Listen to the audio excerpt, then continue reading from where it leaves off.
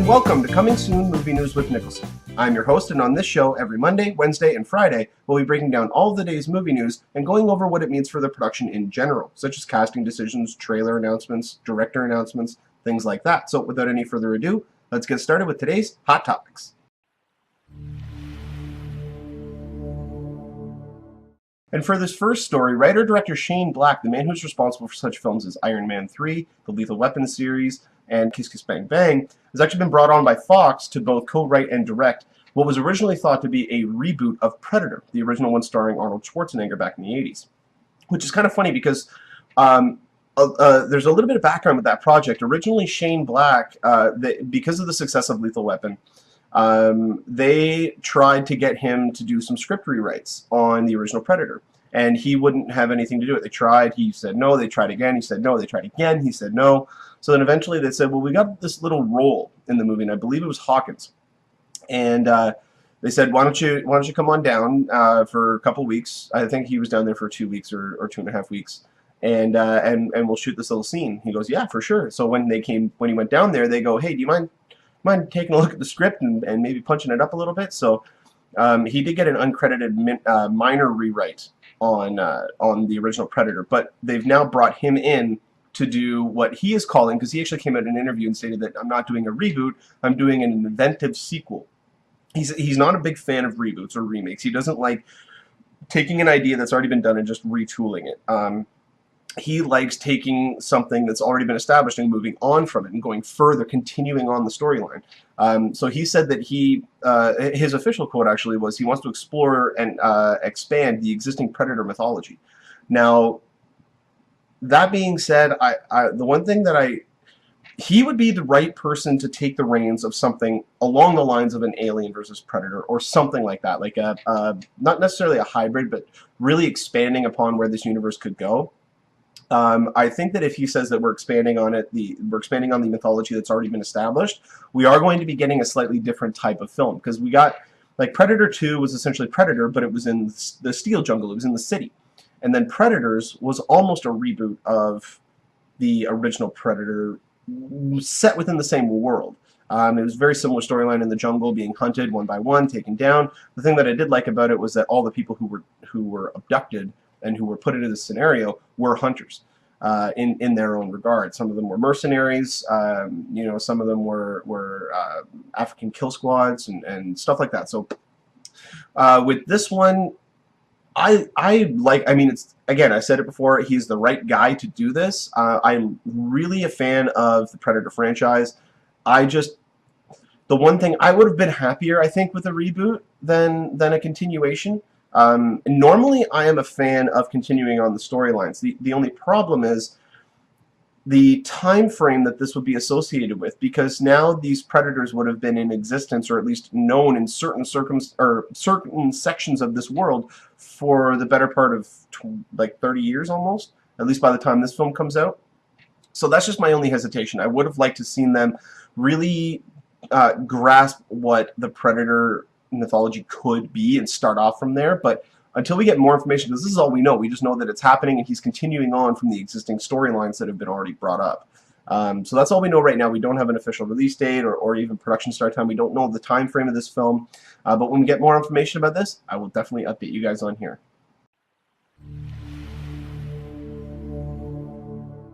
And for the next story that we have to talk about, this one I really wanted to talk about last week. This was going to be my main, or not last week, the week before. This was going to be my main topic of the Friday episode. So, Dawn of the Planet of the Apes has released a final trailer. And I thought it was kind of weird that they were releasing a new trailer, because it was just like 3 weeks before this or something like that, or 3.5 weeks that they had released the second full trailer. But oh my god, watching this trailer, first off, you get a much better sense of the stakes that are happening. We know that Caesar has not fully removed his human compassion, the ability for him to really see the human side of things and to see how it affects both them as well as the apes, because Caesar was raised by humans. He wasn't raised by apes, so he has that fundamental feeling about them, and that's something that none of the other apes have. And so watching this, especially the ape, I believe the ape is called Kobo. It was the ape in Rise of the Planet of the Apes that was the original leader of that group, and then Caesar came in and beat the shit out of him and went from there. So he's kind of what looks to be, according to this trailer, he's more or less the second in command, or at least the person who's challenging, or most likely to challenge the leadership of that group. And you really get a sense of it, especially in the one line where he says, Caesar loves humans more than apes. Because we still don't know a lot of the specifics of the story, but it looks as though Caesar is going to be siding more so with the humans than with the apes in terms of trying to create this alliance. Or not necessarily an alliance, but a truce, so that neither party are affecting either one. But the level of emotion in Caesar's character, especially that one scene when he's watching the videotape of James Franco's character, and Jason Clarke goes, "Who is that?" And he goes, "A good man, just like you." You really get to see the multi-level performance that that Andy Serkis is bringing to the role of Caesar, and this is going to, I think, the argument always comes up that he should be nominated for an Academy Award for Best Supporting Actor or Best Lead Actor, but the problem always comes out of the fact that yes, it is his performance, but a lot of that is helped with special effects. Now, the argument has always been made that, well, that's the same with someone like you take Daniel Day-Lewis in the role of Lincoln. And he doesn't naturally look like that. There were makeup artists and hair artists and costume designers and all of these people who helped bring that character to life. But in essence, it was him who unleashed the character, who brought that character out, who created all the little nuances. And so that argument, I think, is always going to happen with roles like this, with characters like Caesar, like Kong, like Gollum, you know, like all these motion captured performances that people are feeling that these people need to be recognized for these amazing performances. And it just doesn't look like that is going to happen, but it will happen most likely in the future.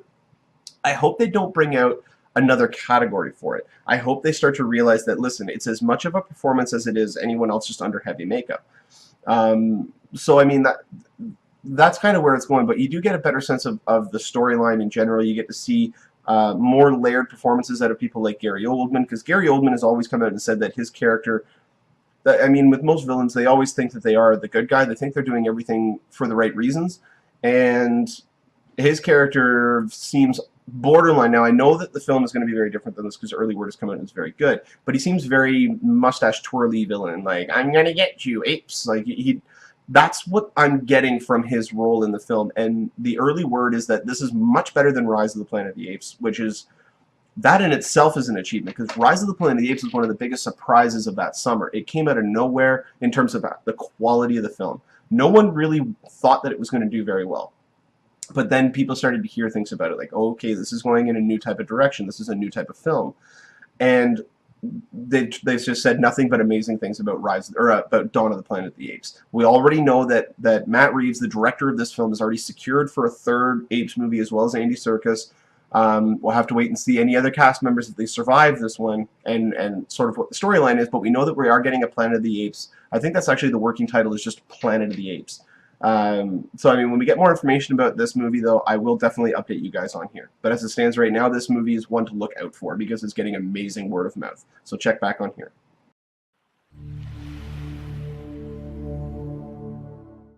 All right, and the next topic we have to talk about is, I talked about this a couple of weeks ago with a featurette that came out showing select footage from Brad Pitt's upcoming World War II tank film, Fury. The movie's directed by... oh, I can't believe I am drawing a blank. He's the director, David Ayer. He is the writer-director of End of Watch. He also wrote movies like Training Day. This is his next... He also just did the last Arnold Schwarzenegger film, Sabotage, which I still have not seen yet. A lot of people went and saw it, and they said that it wasn't very good, but, I mean, a lot of the films that David Ayer has made, and people have said they're not that good, I've actually quite enjoyed them, at least for what they are. So this film, it's a complete departure from his normal style. First off, it's a World War II film. He's never really delved into that. It's a movie about tanks, which he's never really delved into this type of territory. He's always been into, because I think he used to be a cop, he's always been into corrupt cops, and that's always been his niche. That's always been his area that he works really well in. Excuse me. But with this film, there's a couple of big stated things. The one thing that I stated on the when we discussed the featurette was, they came out and said there's no handheld. We're doing all dolly shots, all crane shots, all handy cam, or not handy cam, steady cam shots.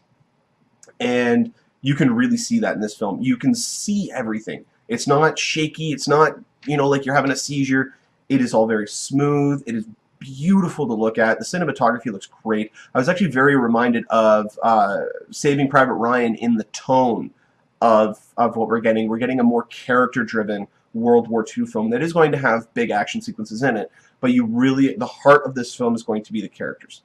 So the basic storyline is Brad Pitt commands a tank, just this one 5-man tank or 5-unit tank. The other people in the tank are Shia LaBeouf, Michael Pena, John Bernthal, and Logan Lerman. Logan Lerman is the newest member of this tank group. That's how the trailer actually starts off. Logan Lerman's going to be the audience's viewpoint for this film because he's new to the group. He's never driven a tank. He's new to the war, and you can even see in the trailer that he is the naive individual in the war. When people have been in the war for a while, you are desensitized to a lot of things. Most importantly, killing people. They're not fully, but more so. You understand the reasoning why you have to do it. Logan Lerman's character does not have that. And you can see in this movie when he is being ordered to shoot a man who is going to kill them, he hesitates. He does not want, every fiber in his body is making it so that he cannot shoot. He cannot pull that trigger. And that is going to be a major conflict in this film. And that's one thing that I really admire about this movie. Because we don't usually get that. A lot of movies tend to glorify war. And they don't really showcase that war is hell. I think Saving Private Ryan was one of the first films to actually showcase that. This is not glamorous. This is not a place that action heroes are able to sprout one-liners, chomping on a cigar, and doing all that stuff. They can't. It's war. You will get killed. Like, you will be dead. Millions of people will die. And that is something, I think, a very serious tone that this film is really going to drive home. And I really, really admire that about this movie, because it could have just been a big, epic tank battle, which I think we're going to get. But this looks so layered, and Brad Pitt just seems so at home in World War II. I mean, look at his fun turn in Inglourious Basterds. Now he's doing this, and he's got another World War II movie lined up to start shooting, I think either early next year or the end of this year. But yeah, I could not have been happier with it. But by the way, anyone who wants to check out, if they have not seen either the Dawn of the Planet of the Apes trailer or the Fury trailer, I will have links in the description of the video below. But yeah, it just looks insane. The fact that it's going to be a very 300 style thing, where it's these 5 guys in one tank trying to stop a battalion of 300 men. I'm excited for this movie. It comes out in November, I believe November 14th, just after Remembrance Day. So when we get more information about this movie, I will definitely update you guys on here. Alright, and the next topic we have to talk about, this one really surprised me as well, because I didn't think that a gentleman of this caliber would really want to be a part of a franchise like this. But Frank Darabont, the guy who is responsible for The Shawshank Redemption, arguably one of the absolute best films ever made. He also did The Green Mile. He was the original executive producer and showrunner of The Walking Dead. He has been brought on to direct The Huntsman, which is a spin-off / sequel of Snow White and the Huntsman. It's going to focus on Chris Hemsworth's character. Rumors have it that Charlize Theron's character is going to come back, which I don't know how they're going to do that. But it looks very likely that Kristen Stewart is not going to be a part of this film. And if she is, it's just going to be a cameo. Very, very, very small appearance. But as it stands right now, it's going to be directly about the Huntsman. And they announced that pretty much right when the movie first hit. They said, we're going to be moving forward with the sequel. It's going to focus on the Huntsman. Because, I mean, Chris Hemsworth is a bona fide movie star. I mean, you're going to get more people to go and see the film because he's likable. But we have no plot details whatsoever. We do not know what this movie's about. We don't even have a time frame as to when this movie's going to be coming out or anything of that sort. But it is very interesting that a man of Frank Darabont's credibility is going to be involved in this film. That means that we're probably going to get something unique with the Huntsman. I'm a major fan of The Mist. I know a lot of people out there who did not like The Mist. And I can see why. There are certain things about it that I can see that would put people off. But, I mean, just as a character study, that movie is fantastic. The special effects in it are great as well. And the tension and horror about the situation are really done very well. So, that the atmosphere and mood that he was able to create in that, I think he can bring to the Huntsman and just punch up the action. But I think we're going to get a very character-driven story with this if Darabont's involved. As far as I know, right now, he is only in line to direct it, but he's probably going to punch up the script if there is already one. If not, he's probably going to lobby to direct it. But as it stands right now, that's what we know about the Huntsman.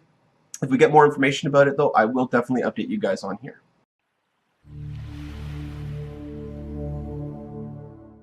And this last topic that we have to talk about today is a major, gigantic spoiler for the upcoming Batman vs. Superman Dawn of Justice. If you do not want to know anything else about the film that we've already discussed, then please, you can stop watching the video right now. Click on the subscribe button if you did like the video. But yeah, as it stands right now, this is a major spoiler.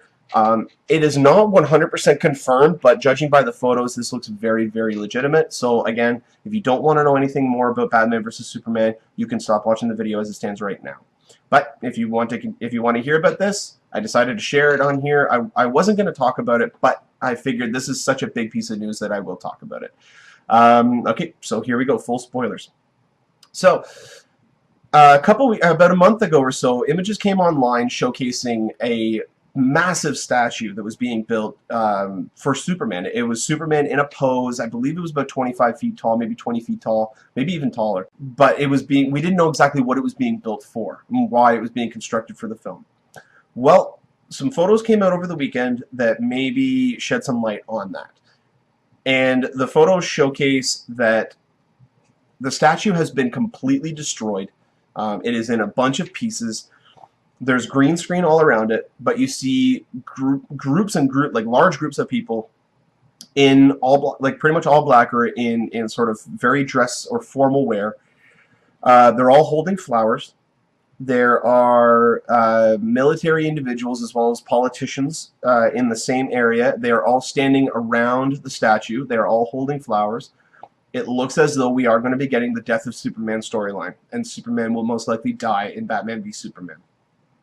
Now again, this is all judging just based on what these photos said. This comes from El Mayimbe at Latino Review. But yeah, it looks as though we are going to be getting the Death of Superman. If that is true, then that means that the other villain in the film is going to be Doomsday. I personally hope that this isn't true. I hope that it could also be that someone else died at that spot. We don't know. We just do not know. Why else would they be around the Superman statue is another story. Either Superman is dead or somebody died right there, but I'm going to go out on a limb and say that Superman died. So if Doomsday is going to be in this movie, that most likely means that the death of Superman is going to be leading into Justice League, which most likely means that Doomsday is going to be leading into Justice League. If that's the case, then I'm okay with it. But if Doomsday, because in the storyline, Doomsday is the one who kills him. And if that is the case, and Batman and Wonder Woman and Aquaman, because we know that all these guys are in the film, if they all team up to destroy Doomsday, and they find through that they can come together, and that leads into Justice League, that to me is going to, because that means that who are they going to get for Justice League? That means it's probably going to be someone like Darkseid. And if they do, if they do Doomsday in Batman v Superman and then Darkseid in Justice League, there is no one else really for them to use. Those are the two most powerful villains that Superman has. Of course, there's people like Brainiac, you know, and Bizarro and Mr. Missile Pictolic, or I can't remember exactly how to pronounce his name. There are other villains out there, yes, but Justice League level villains, there's not a lot. There's not a lot that would cause, like, Darkseid is the ultimate villain. If they do Darkseid in Justice League, they've quote unquote blown their load too soon, and that is not personally, I feel that's not a great decision, because it doesn't leave them with a lot of avenues to go down. It's the same reason why in the Avengers they didn't have Thanos as the villain in the first one, or even in the second one. They were building up to him. If they do that in Justice League, then that would be really cool, using all the individual movies to lay the threads, very similar to how Marvel has done with the Avengers films. But as it stands right now, it looks very likely that Superman is dead near the end or at the end of Batman v Superman. And if they're filming these movies back to back, Batman v Superman could end on a cliffhanger. A lot of people haven't even talked about that it could end on a cliffhanger, very similar to like, you know, Pirates of the Caribbean sequels, or Matrix Reloaded going into Matrix Revolutions, you know, or Lord of the Rings, or The Hobbit. Any of these movies that end on a cliffhanger, they could do it. I mean, Hunger Games just did it last year, and the second or the third movie is not even coming out until November, and then that's only part 1. Part 2 is going to be out November of next year. So, yeah, I mean, it looks like we're getting Death of Superman, and then that's going to be leading into Superman Lives in the next one. So, look out for Doomsday, or look out for whoever they're going to cast as Doomsday, because it looks like this is actually going to be happening. It's going to make some amazing action scenes, don't get me wrong. I'm excited to see Doomsday on screen. I was hoping that we would have waited a little bit to get Doomsday in there, because there's a couple other characters they could mine. We've already got Zod's gone, so then that brings in Doomsday. And if they go Darkseid, there's the trifecta, the 3 big ones. You got Brainiac left, but he's a big computer program. So yeah, I mean, Batman vs Superman is still scheduled to come out on May 6th, 2016. Still is lining up to, or May 5th, 2016. I may be getting those dates wrong. But it's still lined up to go against Captain America. Rumors are circling that Star Wars may be moving to that date. So that would be the biggest opening weekend in cinema history. I don't think you'd have to order your tickets 2 to 3 weeks in advance. But yeah, when we get more information about this, or if this actually does get solidified, then I will definitely update you guys on here. But as it stands right now, this is just rumor. Again, it is not anything concrete. Warner Brothers has not sent, Warner Brothers has not sent out anything. Zack Snyder has not come out and stated whether or not this is actually happening. We still don't know anything official, but as it stands right now, this looks very legitimate. But when we get more information about this, I will definitely update you guys on here. Well, that'll about do it for us here on Coming Soon Movie News with Niklsun. Thank you so much for watching. You guys have been a great audience. Don't forget to click subscribe there in the bottom corner to get updates whenever I post a new video. You can also follow me on Twitter at Niklsun, Niklsun, for all of your updates on movie information. And also don't forget to check out our Facebook page at facebook.com/movie news with Niklsun. Well, like I said earlier, this has been Niklsun. You guys have been a great audience, and don't forget to enjoy the rest of your day. You take care.